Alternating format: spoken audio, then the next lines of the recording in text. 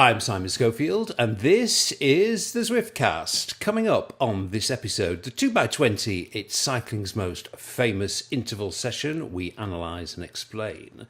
Being DC Rainmaker, we're at home in Paris with the king of sports tech bloggers, Shane, and Big Money Racing. Virtual racing gets a huge prize purse, and with that come all sorts of things that we're going to discuss. Pleased to say that the usual crew is present and correct. Nathan Gary, yo dude. Hey, how's it going, Simon? Pretty good, thank you. And Shane Miller, g'day mate. Good afternoon, good evening, good morning. How are we? We're all good. Chaps, I literally don't know where to begin on this one because, man, has it been busy on Zwift World. It's like standing in a high-end bike shop in front of that wheels display, you know, the one with zips and MBs and lightweights, all glittering and sparkling in front of you, but you know you can only ride one set at a time. We can only just discuss one thing at once, but we can crack on and get through this list coming up. Man buns, grey beards and Hairgate, or was it? A billionaire on a super yacht in a Zwift t-shirt. We have this, Nathan. Oh no! No! Zwift!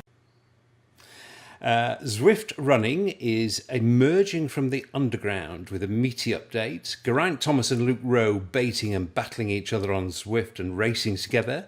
The academies, both of them, are powering ahead. And the Zwift hiring frenzy. God, I'm exhausted already, Shane. We've not even started. So put us out of our misery, mate, and pick one. Where should we start? Let's go man buns. Yeah, let's go man buns. Yeah, let's go man buns.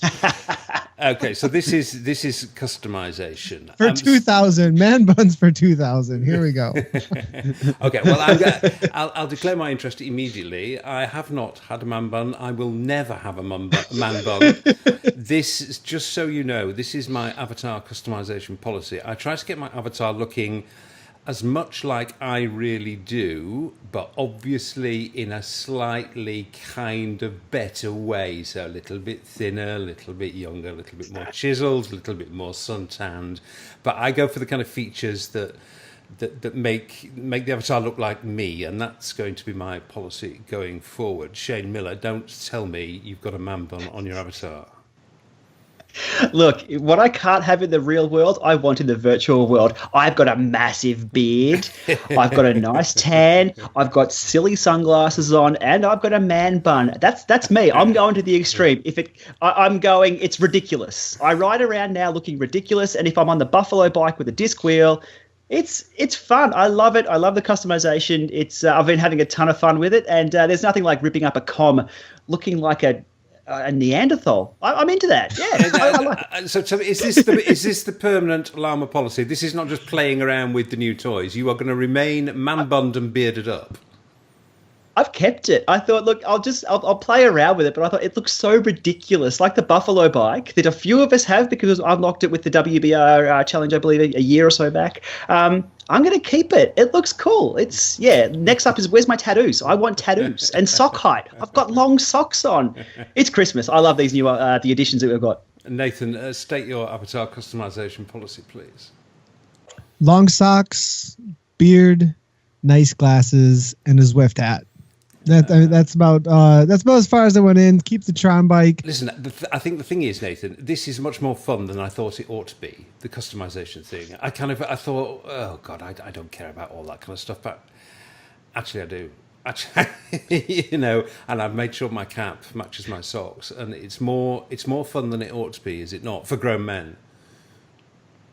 Yeah, that's the interesting thing to me was that, you know, there was this Hairgate situation and all this customization hype going on, and people started getting kind of passionate about it. There was a lot of feedback going on, and regardless of the feedback sides of it, all that stuff, what it told me was that regardless of what people were saying, this wasn't just a training platform any longer. The second that you start putting huge amounts of value on your virtual representation in a massive multiplayer online, you're pretty much playing a video game. And so the gaming side of it is really starting to come out in the community, it seems like, with this addition of customization. No matter whether people admit it or deny it, people generally do care what they look like. And that makes us think a little bit about Hairgate or Ponytailgate. I mean, I would characterise this as not a massive firestorm, but an issue which has seen some discussion. And the sweet irony of three blokes discussing women's hairstyles, or lack of, is not lost on me. However, for listeners who've not got across this one, the long ponytail, the long swishy ponytail for female riders has disappeared in Zwift.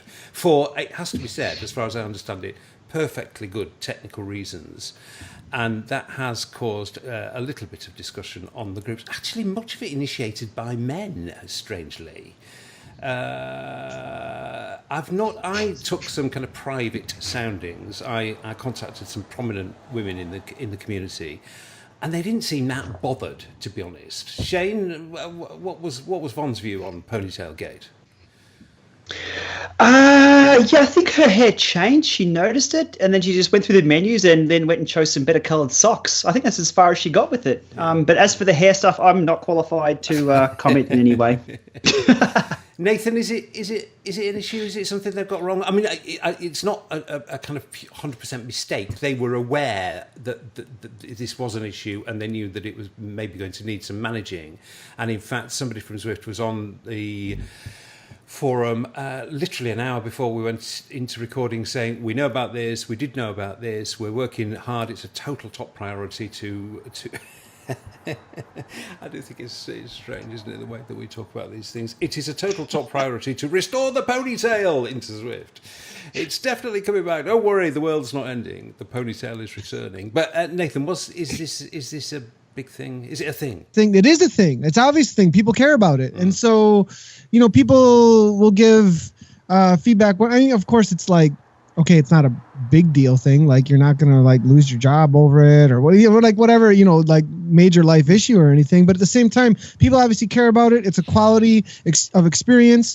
And since this is a digital community, people want to have certain ways to look and interact with it. And you are communicating something to this community with how you look. They do know about it, and they are working on it. It's all because polygons or something, apparently. It's a technical thing. It is not a gender discrimination issue, as far as I'm aware. It's a technical problem with ponytails because polygons or something. Anyway, Nathan. So here we go. I'm just going to play a little sound clip. It's gone out to 57 seconds. He almost got a full-on minute. Scotty Weiss, man, I'm not sure he's going to be seen again. Oh, no! No! Zwift! No! Oh, no! Did you guys see that? Nathan, that was completely hilarious. For people who didn't get context, it was Scotty Weiss, wasn't it, leading a race. One of the most famous Zwifters of all time, one of the best racers of all time. And there could not be anybody more legit than Scotty Weiss. And Zwift threw him out of the game. Yeah, so this was a pre-organized race, too, between Vision and Experimental. And we had live racers in the broadcast, in their pain caves, and Scotty's attacking, and he's doing like 6 watts per kilogram up the back of Fox Hill. And I'm like in the middle of commentating, like looking right at his avatar a few seconds earlier. And I actually said a few seconds before this moment, oh, he's never going to be seen again. No joke. He wasn't seen again for the rest of the race a minute later. I mean, such a good clip, actually. Zwift zapped him out of the game, didn't it? I didn't know that even happened. Yeah, so this happens if you do a certain amount of watts per kilogram for too long. He went through the KOM on Fox Hill, and it seemed that Zwift thought that was like too much of a watts per kilogram for that segment or something, and bam, it removed him from everybody else's view. It's a fail-safe. It's a fail-safe in there so that you don't end up with flyers all over the place. Yeah. It just might have been set maybe a little bit, I don't know, it's right on the edge of professional. What's the message you get? You get it. Have you missed your calling as a pro rider? Yeah. That's what it says to you. You have it. So, and no, Scotty didn't miss his calling as a pro rider. He was a pro rider. Yeah, exactly. So Yeah, I think we need to. I think the Zwift guys need to insert something into their code that, you know, the set of brackets that says Scotty Weiss inside. You know, if you're thinking about throwing this guy out in a race, like, don't, because, you know, he's doing it for real. I'm definitely biased toward the idea that no matter who you are, your numbers could be wrong. True. That numbers are numbers, and I don't care who you are. Yeah. Your trainer might not be calibrated right. Yeah. Your power meter might not be calibrated right, and you got to race against everybody else on something that's verifiable. I think we're going to have to institute the return of the Good Point Award, Nathan. Very good point. That really excellent point.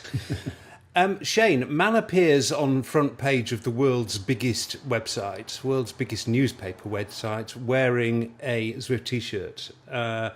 This was the billionaire on the super yacht. I would have thought there were kind of trebles all round at Zwift HQ when they saw that kind of publicity. Interesting one. What does it say about the billionaire if he's wearing a free T-shirt? I mean, come on. No, it was good to see. It was good to see. It was a bit of a laugh we all had, I guess, across the various groups that we're a part of to see Zwift out there in the headlines. I think Eric was kind of pleased with it as well. But to see a billionaire, don't they wear pure silk or something from some rare African animal that we don't know? Yeah, I thought billionaires lived in a total different fantasy, but he's got the same T-shirt I think a couple of us have got from Zwift events. So good to see. Yeah. Well, I think billionaires get to be billionaires by wearing free T-shirts, probably, and not having to shell out for their own T-shirts, maybe. You know, although this particular billionaire didn't get to be a billionaire by well, maybe he did by being very, very scrupulous with his wealth, but he's an interesting guy. He is an investor in Zwift for people who may not have realised that. I'm sure people will have worked that one out actually. But he's generally thought to be the richest man in Switzerland. Big life sciences business. Very sporty guy actually. He invested heavily in bringing the America's Cup, that huge yacht race. That cost like £1 billion squillion quid to even get a kind of dinghy in the water. He brought that to Europe for the first time ever, and he's clearly very active. I mean, he must have known the photographers there, Nathan, and he's gone into his super yacht dressing room or whatever, or come off his gold-plated Neo or whatever it was, and thought, well, what shall I wear to see the photographers? Because his wife is a kind of paparazzi favourite. There's a bit of a backstory there, and he must have thought, what shall I wear? And he must have thought, I know, I'll put on the Zwift T-shirt. I mean, that's good investor behaviour, Nathan, is it not? You know, he's thought, I can get something for one of my investments out of this opportunity. So I think there's definitely a sense of he really believes in it though too. I mean, I usually don't put a brand on unless I believe in it either. Yeah. So there's obviously that there. I did notice he went to I think, what does it say? He went to Harvard. I think there's a couple other investors that went to Harvard as well. Yeah. So that's that are in Zwift. He's one of the gang that a lot of people think rule the world at the moment, which is this gang of people who've got MBAs from Harvard Business School.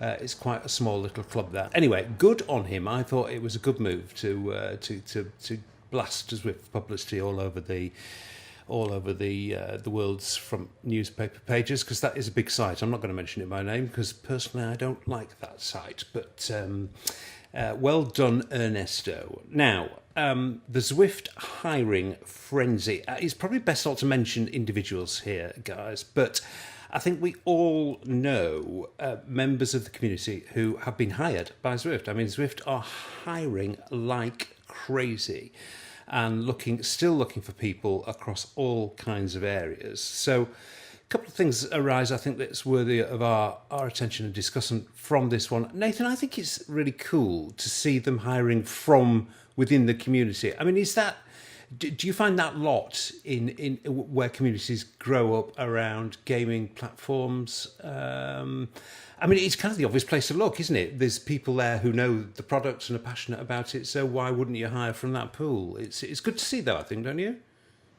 Yeah, it's definitely very, very common. A lot of the people I work with in the streaming world are streamers themselves or had been streamers themselves. There's a lot of people I work with in the gaming world as well. All people who are super passionate about either a game in the same genre or that game itself. And obviously that passion just goes right on into creating what they want to see in the game as well. I think a lot of times feedback that's good feedback ends up coming in-house a lot of times. Yeah. Shane, this raises a question, I think, because we've all three of us, I think, Nathan quite recently, been to Long Beach. And the thing that the Zwift headquarters, and the thing that struck me most when I went was just what a fantastic working environment it is. So I'm going to ask you the question, if it say Zwift came to you with like a mega offer and said, we want you to do this, Shane, we want you to be part of the team, but it means moving to Long Beach, would you do it? Good question. I like the Long Beach office. I've been there a few times now and met with the team. It's quite nice. Yeah, why not? If I could have a positive influence doing what I'm doing, for sure. Like if I could have have a positive influence on the whole indoor cycling and fitness industry in that respect, yeah, for sure. I'm doing pretty well at the moment though, so I'm quite comfortable here. But they've got a nice big internet link there. It is so fast. I'd move there just for the internet. And just for the selection of Cliff Bars they've got down the road. Brilliant, absolutely brilliant. The climate's not bad, and the view out the office window is quite good, and the office gym with fully equipped Zwift stations is quite good as well. I hate to sound like a recruitment advert here, but I do think it'd be a cool place to work. Anyway, they are hiring, and now apparently very still keen to hear from people. So if anybody has that combo of skill sets that they think could be useful to Zwift, you really should punt your CV or resume, as Americans say, in their direction, because they are hiring like mad. Okay, so running on Zwift, it's previously been a bit of an Easter egg thingy, but it's now kind of emerging from the underground. And I thought it was about time that the Zwiftcast had a running feature, so I caught up with one of the leading lights of the running scene. Casey Shum is a very, very handy cyclist. He's been on Zwift forever, but he's also fond of a bit of a run, so I asked him to fill us in on where we are in running on Zwift. Welcome to the Zwiftcast to Casey Shum. Now, Casey, you are that most noble of creatures, are you not? A veteran Zwifter. You've been on the platform since the year dot, but as a cyclist mainly. I do have a triathlon background, but I probably do 80% of my training cycling, so that's clearly my focus. But you've become a leading light of the nascent running scene on Zwift. It's been something of an underground activity up to this point. Let's let the cat out of the bag, Casey. How do you find running on Zwift? How do you actually get to it? There's just a little slide at the top of your pairing screen that you can flip from a ride to a run, and that will flip you over into the running options and get you started. You can find that in iOS and on the PC and Mac versions of the software. Correct. Yeah, you can find that in all versions of the software. I've actually verified that on my iOS devices and my PC. As you were with cycling, you were an early adopter of running. Just tell us, how do you find it? It's still running on the treadmill, which is not fun. Not near as much fun as riding your bike on the kicker. You get to see some things going on around you. You get a little bit more of that visual stimulation. I used to do a lot of treadmill running, just watching television, movies, things like that. And with Zwift and a little bit of music, it occupies me on the treadmill and keeps me a little more motivated. Is it as transformative for running as it was for cycling? I mean, everybody says that, they would rather have stuck needles in their eyes than sit on the turbo trainer, and Zwift completely transformed that experience.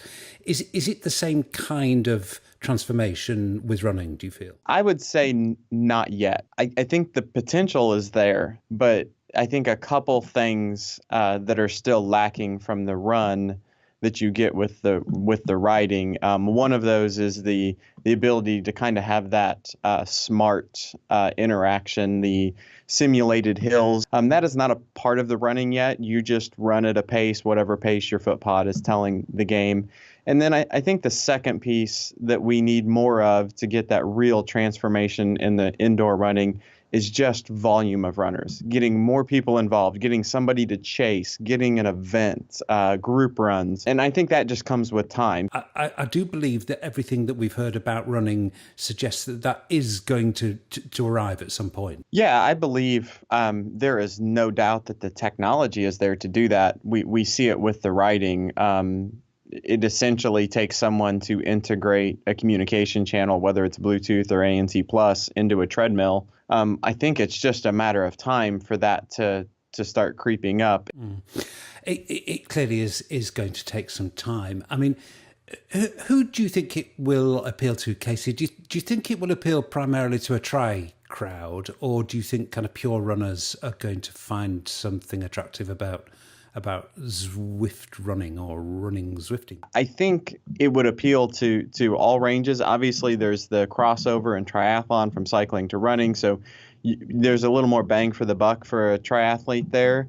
But if you talk to any, especially distance runner, let's say, when they're working a marathon plan or something like that, when it's time to run that 14-mile Saturday run and it's pouring down rain or it's 10 degrees outside or whatever that is, having an outlet to do that makes it a little less mind-numbing indoors is critical to keeping your training and your motivation. What was your prediction? Do you think it could be as big as cycling? I think it can be. I think it's going to take a little more time. I don't think it will pick up as quickly. The weather conditions, you can run a little more comfortably in colder and adverse weather conditions, some of those types of things. And then, like I said, I think it's just going to take time to build up that running base. I don't know. My hunch is it will get there, but I don't think it's going to be in a 12 or 18 month huge boom like we've had on the cycling side.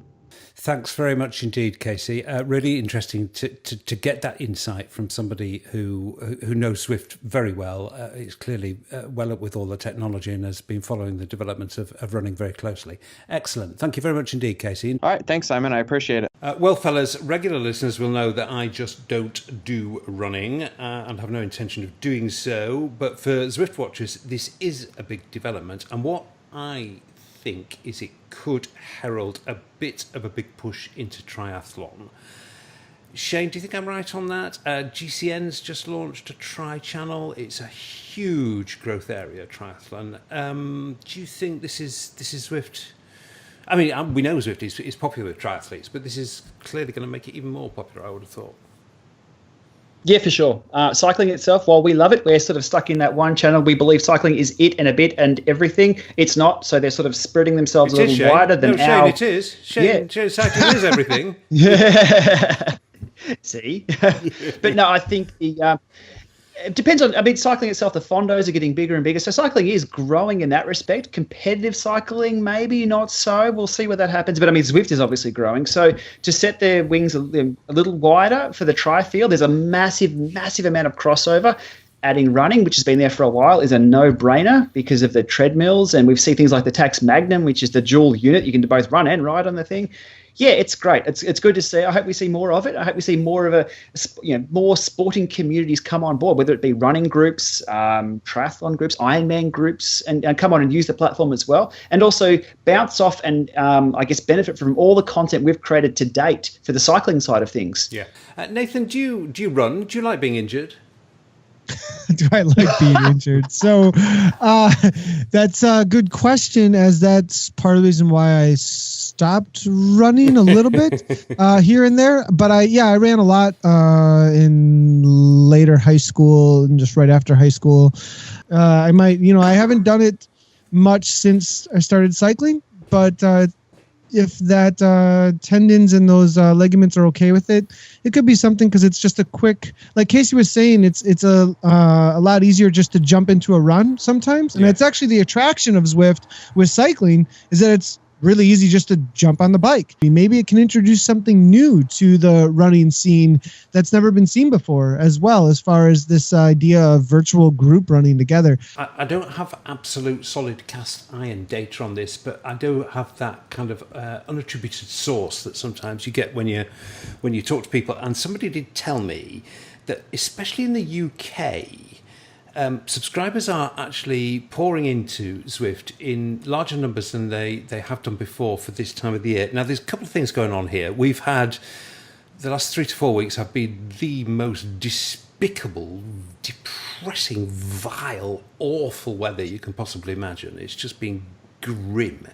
And that, I think that's always a factor. But there's also a theory knocking around amongst the people who care about this kind of stuff, that it is the pro rider influence, with Mark Cavendish coming on and Geraint Thomas coming on and Luke Rowe and kind of lots of pro riders coming onto the platform. That the pro rider thing is incredibly helpful for subscriber numbers. Is the theory, and I don't think anybody can be absolutely certain whether that's true or not.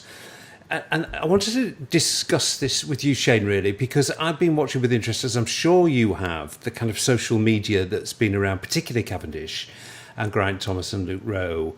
And the interesting thing to me about it is it looks to be, and I'm not trying to butter Zwift's parsnips here, but it looks to be authentic social media. So I don't think there are fleets of interns at HQ in London or Long Beach composing tweets that are then put out on behalf of Mark Cavendish saying how much he loves Zwift. I just don't think, that does happen, particularly in sports marketing, but I'm pretty certain, I'm absolutely 100% certain that that's not happening here.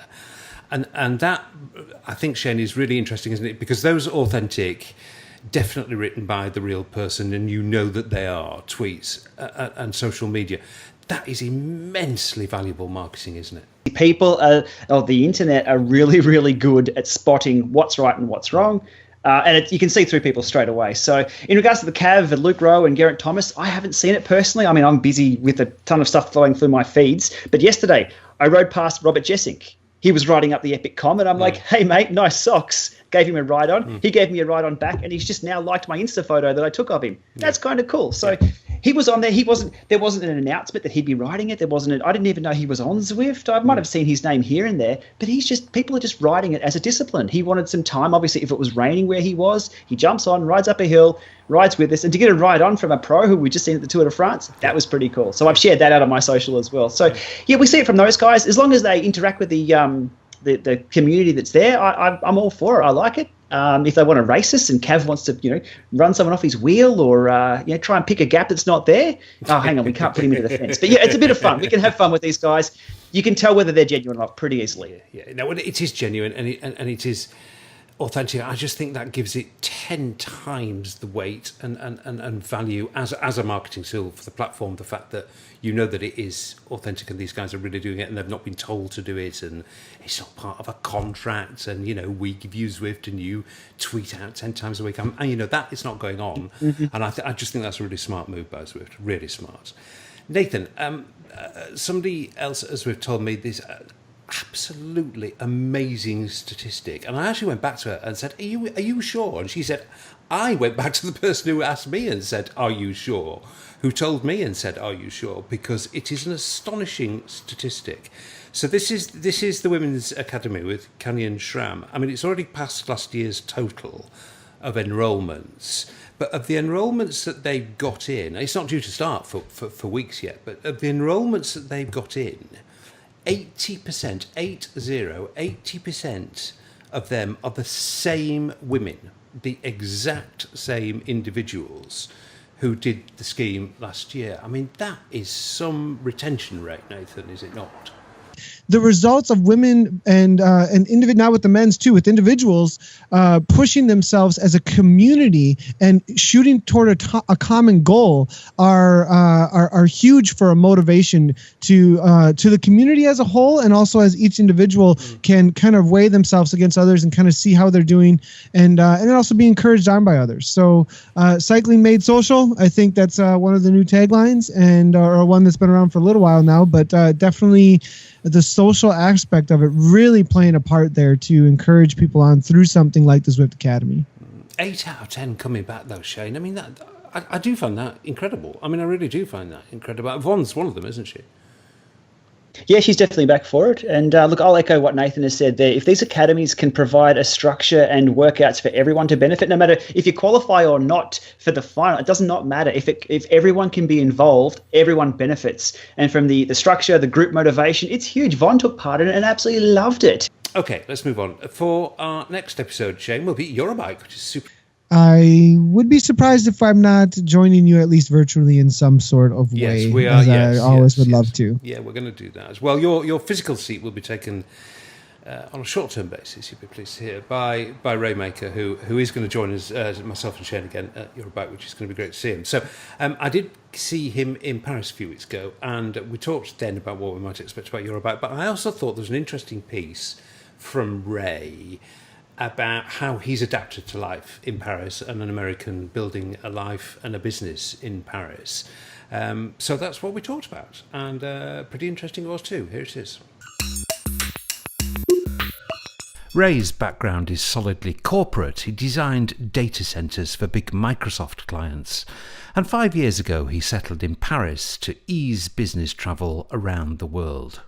Cape Town was the other contender as a new home, but the City of Light won the race. Both beautiful cities, but for me it was just traveling every single week. That was my job. So to have to travel from Cape Town to Europe, a bit more than necessarily traveling. 18 months ago, Ray left Microsoft and converted the hugely influential sports tech blog from a sideline into the day job. I would have loved to keep on doing both forever, but just simply didn't have enough hours in the day. Has it been a success? Can you make a living out of this blog? There are a million ways you can make money on the internet, and the way I have done it seems to work well for me, and it's definitely continued to grow, which is great. Typical month in terms of views and stuff is between 2 and 3 million unique views a month, and page views are higher in the 4-ish million range. Like everyone else in the internet world these days, you have to focus on video, and I've been adding more and more video, but for me, I think text and photos is kind of the piece that's sort of my bread and butter. Perhaps more importantly for Ray and the girl, now proud parents of the Peanut, they have more balance in their lives. One of the things when I left Microsoft that sort of the girl and I, kind of agreed upon was that it wasn't to take those 8 or 10 or 12 hours a day that I spent at Microsoft and put them into the blog. It was to take those and give them back to our life. Yes, the blog is still great and profitable, making money, but I don't necessarily have to kill myself anymore to do that. But Ray's not simply cruising down easy street. France is a complicated place to start or run a business, especially for 2 foreign nationals. You and the girl run 2 businesses, really. How's that been? A learning experience. I dread going to the mailbox. I dread the mailbox. Because nothing in France happens electronically, right? So everything in France happens via the postal system. So there's really nothing good that comes from the mailbox. Because the delivery couriers, they knock on your front door and they deliver me trainers and power meters and all that's great. But the mailbox is a source of all bureaucratic paperwork. Obviously, we've hired lots of lawyers and people to help us through this process, CPAs and accountants. Everyone to help us figure this all out because it's complex. We have people to help us with all that. But even then, I dread going to the mailbox. Even French people that have, French businesses look at the whole system and just shake their heads sometimes. And it's absolutely bonkers, but you figured out, and it's certainly worth it in terms of the rest of the cultural life that we get to enjoy here. Do the benefits of living in a city like Paris, in a continent like Europe, do they outweigh that? There's ups and downs. There are certainly days where you get some notice in the mail for something or have to deal with some business element that you're like, are you kidding me? Really? But the vast majority of the time, it's great, and we enjoy Paris as beautiful as it is. There is no other city that's like this in Europe, and not to put down other cities in Europe because I love many other cities in Europe, but I think the walkability of it, the culture aspect of it, how they treat children, how we certainly childcare and bringing a baby into here is incredible here. Onward to the sports tech business. If there's a more influential voice in this space, it's hard to think who it might be. I've often wondered how Ray handles the responsibility that this brings. One bad review from him, after all, can pretty much kill a product. What's tougher, I find, is having people understand the nuance of things, right? So to give you an example, I was filming a drone this weekend in the Alps, and things were working great. It's been great. It was all good and butterflies, happy, the whole bit. I came back last night and I was just shooting some simple photos of the gimbal camera. I turned it on, powered on, taking these photos, and it caught fire. And it was one of those things where I'm like, well, this isn't good because the drone is now smoking. With the drone smoking in front of him, Ray took a call from the company inquiring how things were going. Awkward. But in fact, the smoke had a straightforward explanation. The drone was a development unit, and a standard switch overriding a motor overload hadn't been set properly. But the appeal of a video of a smoking drone in a social media world which revels in fails is obvious and would get traffic. But that's not really how Ray does things. The silly, easy headline would be drone catches on fire, but that's not what happened. The way I've kind of settled on is explaining there was a gimbal failure, but not really getting into the details of smoke, because I just know I'm not like one that likes to write sensational headlines, and at the end of the day, the gimbal's broken. How do you write about that where people don't run away from a product because they don't understand it? Like it's filling those gaps are really tough. And because I know that how I write that one sentence could potentially mean the success or failure of a product. Do you ever get angry emails from companies saying you just trashed our product? Definitely. I never get angry emails when I bash products from any of the mainstream companies. The companies that understand their products well generally agree with what I've said. They know it. I mean, it's not like they don't know these gaps are there. You know, the best companies out there are happy to take that feedback and happy to try to incorporate it in. I find the companies that don't take that feedback and get really upset and send me angry emails or threaten to sue me and things like that are the ones that, I don't want to say they suck as individuals because that sounds mean, but they suck as a business. They don't understand how to run a business, and they're not business people. I mean, for somebody who's not a trained journalist, you've got quite a lot of kind of journalistic and editorial ethics and integrity to wrestle with on a daily basis, really. Yeah, it's tricky. I don't have a journalism background. I just sort of figured it out. I guess I've gone along and see things that I don't like and try not to do those. You know, I think in terms of ads and stuff like that, and not taking money from the same companies that you're reviewing. And to me, that just makes sense. I guess it's just obvious to me. Like if I'm taking money from X company and then I turn around and write a review on them, well, it's basically a paid advert. No matter how you try to couch that and say, you know, like in the US, you say, my opinion's my own, or all that kind of junk. Like at the end of the day, it's not. Brilliant, Ray. Really interesting, thought-provoking stuff, and fantastic to spend some time with you in the Pain Cave and get your thoughts one-to-one in some depth. Really appreciate the time you've given us. Thanks very much indeed. Yeah, no problem at all. It's always great to chat, and look forward to chatting down the road. Okay, I'm actually going to make a longer version of that interview available, so watch out in the usual places, Zwiftcast listeners and the Zwiftcast Facebook page, because Ray and I talked for longer about the kind of ethics around trashing companies' products when they're not very good and praising companies' products when they are good, and what hospitality companies offer to you, which Ray's got a very strict policy on. He's very interesting on that in the extended interview. But I thought it might be worth us talking about this in advance of your bike, Shane, really. And that's this question of independence. I mean, I think... and representing the consumer voice and honesty and integrity and all of that stuff around sports tech products. I mean, I think traditional print media has pretty much kind of abandoned this territory. I mean, if you look at magazines now, their reviews are, but they're useless. You know, they're like 3 paragraphs long. You know, it's rewritten straight from the press release 9 times out of 10. I'm sorry to magazines who don't do that, but an awful lot do. And they're very, very compromised by the hideous economics of kind of dead tree publishing. It's really hard to tell it like it is in print. It's a little bit easier, I think, on the web. And I do think Ray does the absolute best that he possibly can. But Shane, this is a long run up to a question. Do you think there is any truly independent assessment of sports tech products out there? Do you think it exists? I mean, You, of course, are in this arena, you know. It depends on how you define independent. Look, you can't be completely independent, and because there's no money in this whatsoever at all. You can't continue to work for companies by reviewing their products, positive or negative, if there's no money coming from somewhere. Yeah. So depending on what the independence is, if it's cash for comment, the internet is super smart these days. There's no hiding. People see straight through marketing speak. They see straight through advertisements. And if you just have a look at a reviewer's history on what they've done in the past, what they're doing now, has that changed? You can pick it pretty easily. For Shane, when you review a product, are you working on behalf of the consumer? I mean, do you see that as your role? You're the super consumer who's going to dress the trainers to destruction. Is that how you see your role?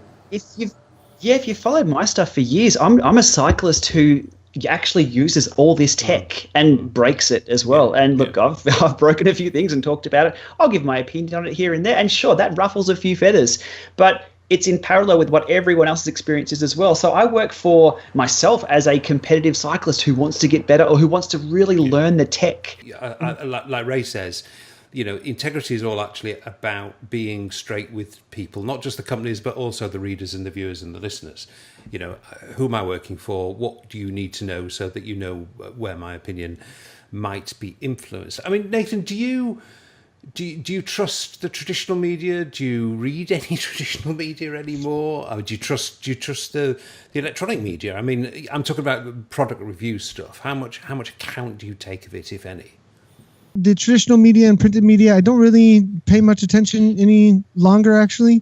I don't trust it most of the time, to answer your question straightforwardly. The idea, though, here of the independent thing, what's interesting to me is that finalized products have this space where there is no independence, but products that are more organic and growing, we're allowed to have more freedom. This is a Zwiftcast that has freedom to be very critical of a growing product, a product that is not assumed to be finalized. But a finalized product, like a trainer, if it gets a bad review and sales go down of that finalized product, it's already on the market, is a completely different story, it sounds like. So that's a really interesting space that to interact with. So Another excellent point. Well, a bit of a highfalutin discussion for the Zwiftcast, but I do think it's an important one with Eurobike and the other big trade shows coming up, where we're going to see lots of products and people are interested in opinion formers and influencers' opinions on those products. So good and interesting discussion, I think. Okay, let's go a bit more simple. Let's talk training, and let's talk about the most famous interval in all of cycling, the 2x20, with the Zwiftcast resident coach, Kev Poulton.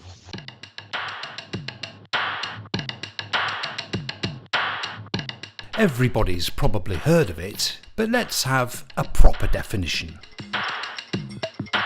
2 20-minute efforts with a recovery period. The recovery period can vary depending on your level of fitness and what you want to gain out of the session, but it's 2 20-minute intervals just below your threshold pace. Around about 90% of FTP? Yeah, about 90 to 95% of FTP. It's a good hard session, but it's achievable. So you're in for a good hard workout, but because it's under threshold, you know you can achieve it. So the work intervals are just under your FTP threshold, between 85% and 95% of your FTP number. Do the intervals have to be identical and consistent? What I suggest to athletes is that in the first 20 minutes, they try and ride about 81 to 89%. Then in the second effort, try and go 85 to 95%. So try and lift it for the second effort from there. And give yourself some room to take it a bit easier if you need to. Now, one thing you can absolutely guarantee, if the 20 minutes of work feels like 2 hours, the XX minutes of recovery period is going to flash by in like a second. How long should that be generally? Between 5 to 10 minutes. I would say the more experienced the athlete, the shorter the recovery periods, they're down to 5 minutes. The more inexperienced the athlete, then the longer the recovery period. You're listening to the Zwiftcast. Why is it so popular? It gives us so much feedback. Because it's 2 efforts, we can compare the heart rate response from the first effort to the second effort. So if we're getting a similar heart rate response, we're looking at a good fitness and to be able to repeat the effort. And because we're just under that threshold power, it really is the most bang for your buck in terms of training. It's going to increase your efficiency, it's going to increase your threshold, and it's something that can be repeated twice a week. So, although your eyes will be firmly fixed on your power output during the intervals, do keep an eye on heart rate. As Kev said, if your average heart rate stays about the same during each interval, it's a sign of good fitness. If you do one 2x20, is that enough training for a day? Yeah, absolutely. It's a good amount of stress on the body. It's used a good amount of energy, and it's going to take some time to recover from it. So if you're pushed for time, it's going to be a 1 hour session, and that's plenty of stress on the body.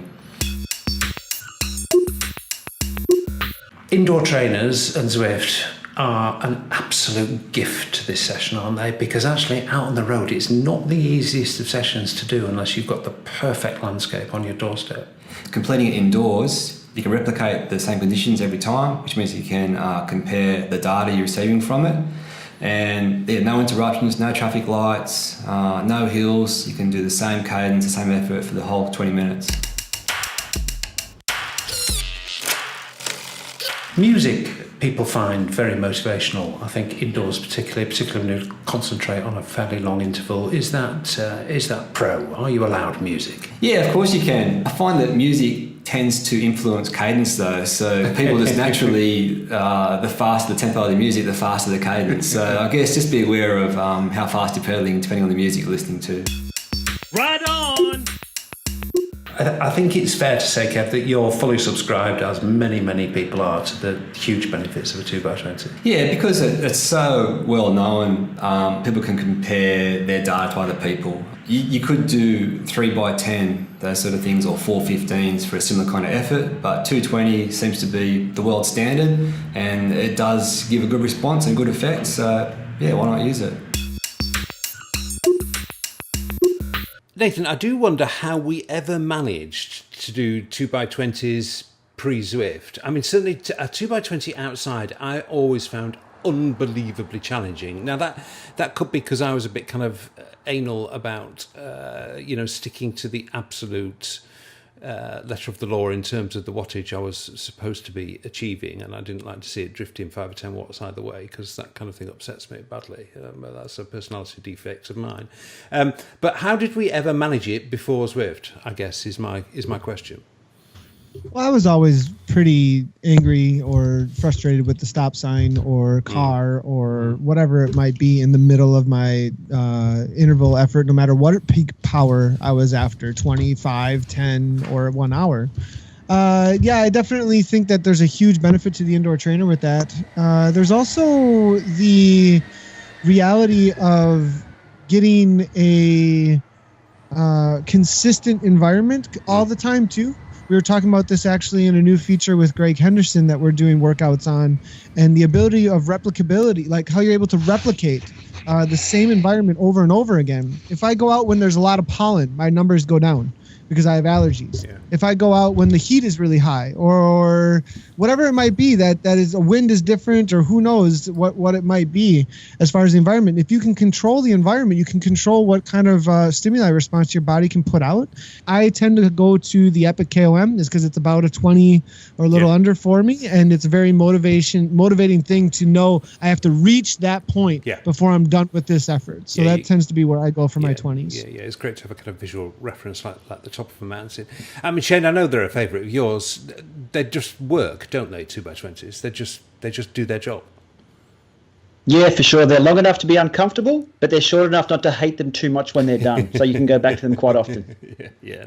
That's quite right. Very good, very accurate summary of the unique appeal of the 2x20.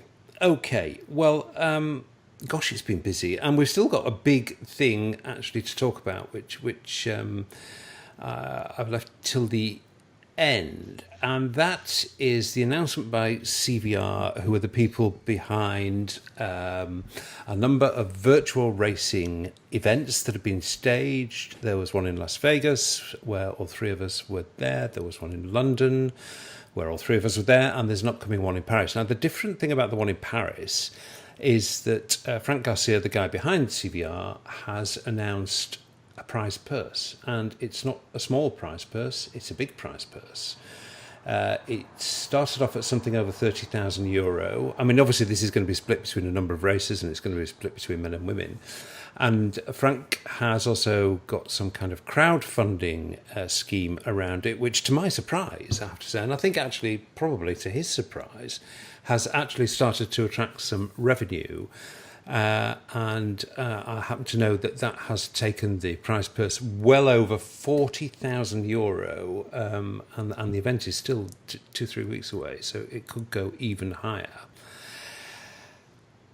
Shane, money and bike racing equals trouble sometimes. Sometimes, does it not? I mean, okay, let's be totally upfront about this, and I'm sure Frank will be listening to this, and I would say the same to his face. In fact, I have done. When you get a big prize purse and you get riders competing for it, and I don't mean to cast aspersions on any of the riders who are going to be taking part in this, but let's keep this general. You know, money, sport, competition, cycling has sometimes in the past equaled doping. Now, the sport of cycling has obviously taken huge strides to root out the evil of doping, and they do that with the governing body largely. Now, Frank does not have a governing body. Is this dangerous, Shane? This institution of a prize purse? Look, that's an amazing figure to have on the table, but with that figure, yeah, as you've mentioned, comes an amazing responsibility, especially in the governance of what's actually taking place. There's now incentive for people to, there's a massive incentive there for people to cheat the system. So are there checks in place as that would expect from a governing body? Are the trainers in use and the technology in use actually certified, not just spun down? Are they certified equal across the board? Are the riders there under some sort of anti-doping program? For sure, that has to be the case. It has to be wider approved, because without that, we're back to the authenticity thing. We need to be ensured, and the integrity of the competition. We need that to make it, especially this early in the piece. This is still just the beginning. If that falls apart through some controversy, it's over. It's gone. That's it. It's going to be a laughingstock forever. That's a huge risk for Zwift. It would damage virtual racing as a whole. It would damage the whole idea of chasing pixels. Nathan, is Frank Garcia playing with fire here? There's just issues that come up with cheating and trying to or doping or whatever it might be to try and get a hold of that cash any way that they can. Greed gets involved, and people start to get really big wide eyes over that. And so the governing body thing though then is interesting. I'm doing searches right now. Dota 2 governing body. Is there anything? Time for a governing body for Dota 2 is the first thing that comes up. Ace Bands Wings. I mean, there's nothing. There's a Korean governing body that was formed in 2016. They're giving away $24 million this weekend, and nobody's complaining too much in the esports world now about that. That is interesting, Nathan, because I think I've seen stuff on this. I mean, there are drugs you can take that increase mental acuity and could have a significant effect on coordination between hand and brain, all those kind of things that may help the ability to play, traditional computer games. So, I mean, is there any drug testing in traditional esports that you know of? No, not at this moment, but I wouldn't be surprised a few years down the road, in 2022, Asia has announced Olympic sports for esports. So I wouldn't be surprised that at that point, there may be people asking those questions. I think it's not grown up enough yet for those questions to be asked enough, or people even realize that, look, taking huge amounts of stimulants or certain kinds of stimulants are going to increase your ability to react within this virtual environment with your, with your hand-eye coordination. So, money's on the line and people will do anything to win. And so it does definitely bring those questions into view. Here's the question: where does this fall? Yeah. Does it fall under UCI, or if there's an esports body, does it fall there? Yeah. Where does this actually end up then? That's really, I think, another question that ends up coming up as well. Or does Cycling Gen form their own body and try and get third parties involved in some sort of way too, in order to bring legitimacy? Well, it's a tricky area. It's a tricky area, Shane, because as far as I understand it, there is a possibility that some pro riders are going to enter the CVR event in Paris to go for the prize purse. And, why wouldn't you? Well, I've no doubt that prize purse is larger than some pro riders will actually be getting paid, even the pro Conti riders. Yeah. So there's incentive for them to do that. So is there rules around if you're a professional rider or getting paid to ride, can you enter this? Yeah. There's a lot of questions. Look, at the end of the day, don't get my read wrong on this. I really wish them the best with this, because what it does, it raises it's a rising tide for this. If it's more eyes on the platform, more eyes on the sport itself and the discipline, that is awesome, and I love it. It just needs to be done correctly. But the question I have is, from a technical perspective, is the platform ready for this? Is it ready to put that much on the line? Because there's a few governing bodies here in Australia who want to actually do live real races. And the biggest hurdle we have is, and one they haven't thought of, they thought, well, it's virtual, it's easy. We just put them all in one spot, we hit go. It's so simple. If they run a race in real life, they block off the road and they hit go and that's it. The road's there. The reality is one instance of reality. You see where I'm going with this? If you have 20 people in a room, you provide 20 independent realities in parallel that have to all sync together and mesh together. Sometimes running one of these events is actually more difficult than running a real life event. Yeah. Because you can't just fence off one computer and everyone races. No, there's 10 to 20 plus realities. There's a big technical hurdle or a technical barrier to get through for this.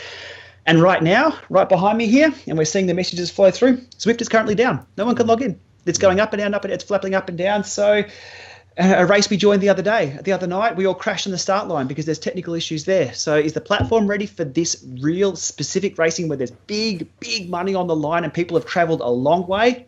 Not yet. We had this happen. Scotty Weiss is going the wrong way, or somebody's trainer drops out or something. Where's the pause button? Quick, hit the pause button. And so, but then do we restart? Efforts are already put down. And then with the physical efforts that are going out, it's not just somebody pushing buttons on a keyboard or something. Somebody burned a match, and you're saying we have to restart? Wait a second. Yeah. And so there's a lot of questions going. And I'm with Shane. I am so all about, from day one, you guys have heard me over and over again be all about what Frank is up to here.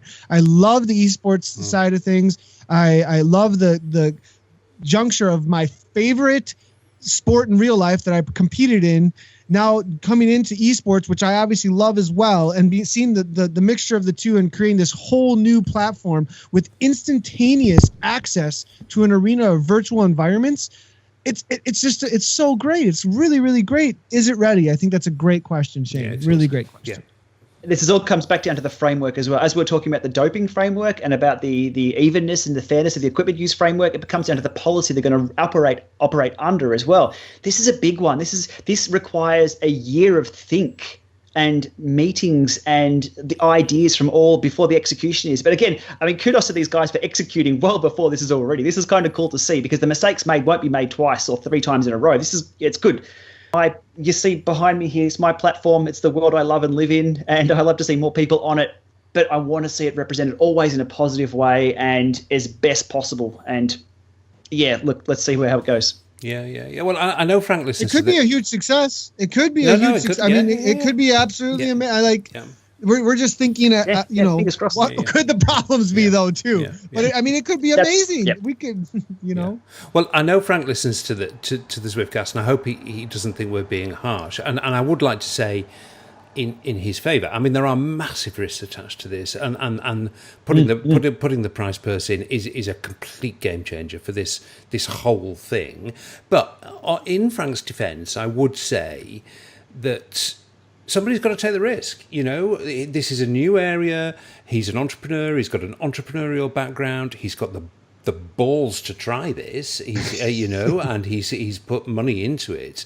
And I think all of those are incredibly admirable qualities. But to use probably an old-fashioned phrase now, the problem is sometimes that the leading edge can be the bleeding edge, and when you're first, you get hurt, and you get hurt by harsh lessons. And I think if I was Frank, that would be the kind of thing that kept me awake at night, Shane. Are we talking about Frank's balls here?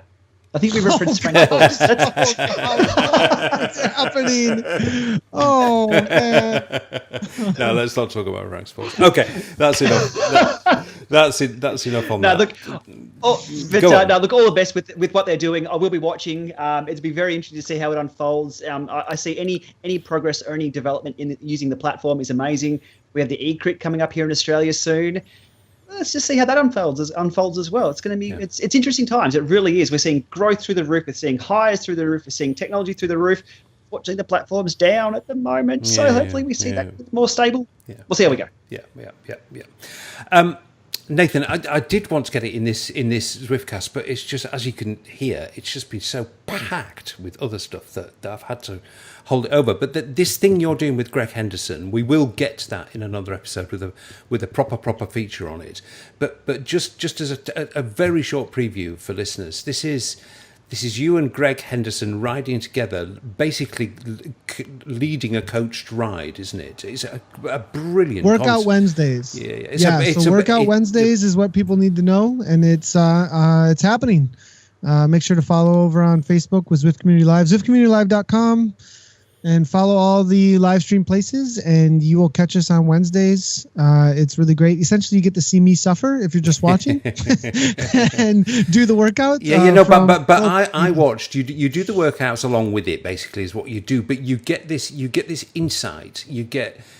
Greg Henderson, former pro rider, really knows his stuff, and some bloke called Nathan, and they tell you, but they tell you how the sprint interval should be feeling, and how to get through it, and what recovery time you should have after it, and stuff. It's real, seriously good. Yeah, insight. and you can join us. You can join us for the workouts too. So just keep an eye out. Lots of instructions on the way, and I think Shane just did a couple of videos actually I saw get released on how to get him into Zwift. So really cool. Yeah. No, we'll do a proper feature on that in coming weeks. Shane, I loved the. I'm not going to try and pronounce it properly. I'm just going to say Dorito. I loved the Dorito video, and that looks like a seriously good trainer. Yeah, for all. I was sent the pre-production version to, again, Llama test. Elite wanted to see if I could break it. I couldn't break it, and they wanted some feedback behind the scenes. So I'll give them a ton of feedback on the trainer itself. And this was about 6 weeks before the production version was out. So they wanted some insight from the real world. That's what I gave them. I'm happy to do that. It's heaps of fun. So many Zwift sessions later on that, I was getting skeptical. I'm like, is this thing super accurate? Have they sent me one that is really, really good as a pre-production so I talk well about it? I'm like, well, we'll see. So the production version came. The full box this week came along. I unboxed it. I'm like, here we go. This is one off the shelf. This is exactly what consumers will buy. I'll put it to the sword. It's just as good. It really is a good trainer. And everyone I've spoken to echoes that as well. So we're talking about independence. Everyone else I've talked to about it echoes the same tune. I can't wait to see the feedback on this, because if it echoes what I'm seeing, brilliant. Elite have done really, really good. But that's a good trainer. I love it. I'll continue to ride it. It's just another one of these man cave thing. I'm going to have to get a bigger house, and we're working on that soon to get a bigger house for all these trainers. You're going to need a bigger house. A very, very enjoyable session, boys. As ever. God, it's been so busy, hasn't it? Really, really, really busy. And there's like another 3 or 4 things we could have discussed, actually. Winter is coming. For those of you who are Game of Thrones fans. Game of Thrones fans, winter is coming. We're just getting started, I think. Yeah, no, I think there are going to be, even more juicy, shiny, interesting things coming up, both at the trade shows and probably from Zwift. So need to call a hole, fellas. Thoroughly enjoyed it. Shane, I will see you in Germany. Nathan, definitely, we will work something out to see each other virtually from Germany. Thank you very much indeed for your contributions. Very lively discussion. Ace to talk to you. Thanks, boys. Thanks, guys. Cheers. Thanks a lot.